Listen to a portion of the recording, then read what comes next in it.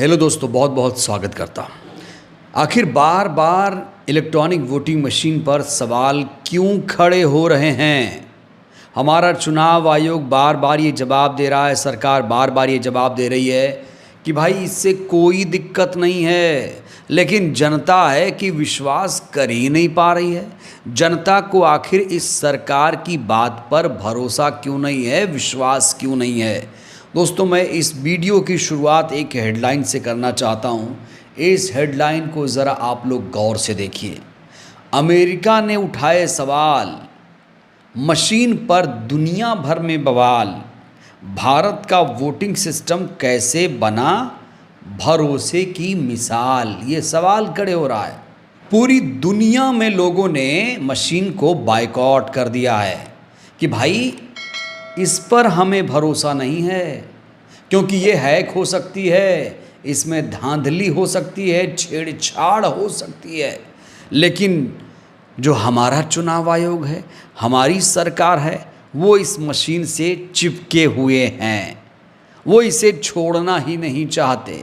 मुद्दा कई बार supreme court में भी गया, लेकिन वहाँ से भी कोई राहत फिलहाल नहीं मिली है। अब कहा जा रहा है मई में एक बार फिर से एक याचिका लगाई जाएगी, जब BR गवई साहब नए चीफ जस्टिस होंगे उस समय लगाई जाएगी। लेकिन अभी इंतज़ार करना पड़ेगा। तो जहां पूरी दुनिया में मशीन का विरोध हो रहा है, वहीं पर हमारे देश में सत्ताधारी पार्टी को, चुनाव आयोग को मशीन से कुछ ज़्यादा ही प्यार है। आपको बता दें कि electronic corporation of India limited, Bengaluru की एक कंपनी जो मशीन बनाने का काम करती है, उसने मॉडल 3 मशीन बना दिया है। कहा जा रहा है कि ये 3rd जनरेशन मशीन है। और अब जो खबर आ रही है वो बेहद हैरान कर देने वाली है। दोस्तों, खबर यह है कि 2 महीने में करीब 2 लाख EVM की जांच की जाएगी। खबर ये आ रही है कि बिहार चुनाव की तैयारी तेज़ हो चुकी है और मॉडल 3 मशीन से ही बिहार में वोटिंग होगी। जनता लाख मशीन का विरोध करे, लेकिन सरकार मशीन से चुनाव कराने पर आमादा है। यहाँ का जो इलेक्शन कमीशन है लगातार इसकी तरफदारी करता है। एक तरफ तो इलेक्शन कमीशन कहता है कि भाई मशीन से जल्दी चुनाव हो जाता है, जल्दी नतीजे आ जाते हैं, बार बार यही दलील लेता है, कहता है कि इतने बड़े देश में कैसे हम जल्दी से चुनाव कराएं, ये मशीन से ही संभव है। इसीलिए बैलेट की बहाली अभी तक देश में नहीं हो पा रही है। पूरी दुनिया बैलेट पर लौट आई, लेकिन हमारे देश में बैलेट से चुनाव नहीं हो रहा है। अब बिहार चुनाव को लेकर मशीनें बन चुकी हैं, 2.25 लाख मशीनें कहा जा रहा है बनाई गई हैं, और अब इन मशीनों की जांच होगी। जांच करने वाले लोग कौन होंगे? कहा जा रहा है कि अगले 2 महीने में मशीनों की फर्स्ट लेवल चेकिंग होगी। 2 मई से 30 जून तक इसकी जांच की जाएगी। अब आप सोचेंगे कि जांच करने वाले लोग कौन हैं? जांच जो होती है मशीनों की, वो DM की निगरानी में होती है। और आपको ये भी बता दें, जब चुनाव होता है तो पूरा कंट्रोल जो आ जाता है वो प्रशासन के पास आ जाता है, और ज़िलों की जिम्मेदारी होती है DM के पास। और DM कौन होता है? सरकारी नौकर। और आजकल DM की हैसियत कितनी है ये भी आप सब जानते हैं। कहा जा रहा है जांच जिला निर्वाचन पदाधिकारी सह जिला अधिकारी के निगरानी में की जाएगी। मशीन निर्माता कंपनी के विशेषज्ञ जिलों में जाकर मशीन की सघन जांच करेंगे। भारत निर्वाचन आयोग के निर्देश पर 2 मई से 30 जून तक जांच की जाएगी।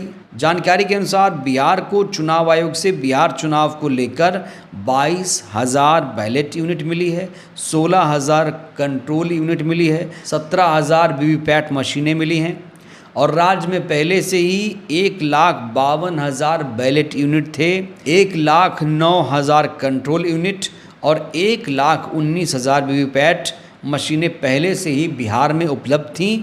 तो इन सभी मशीनों की फर्स्ट लेवल जांच की बात कही जा रही है।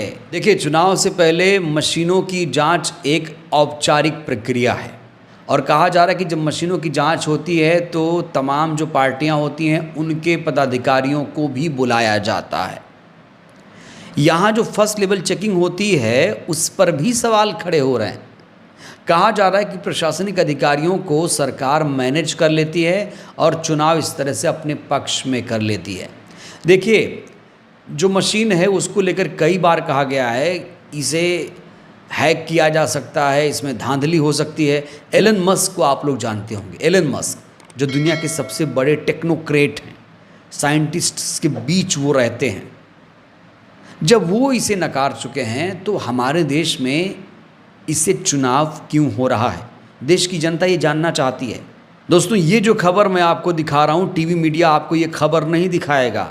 दोस्तों, ये खबर आपको कोई नहीं दिखाएगा, क्योंकि टीवी मीडिया इस समय पहलगाम की महा कवरेज कर रहा है, फेक खबरें फैला रहा है।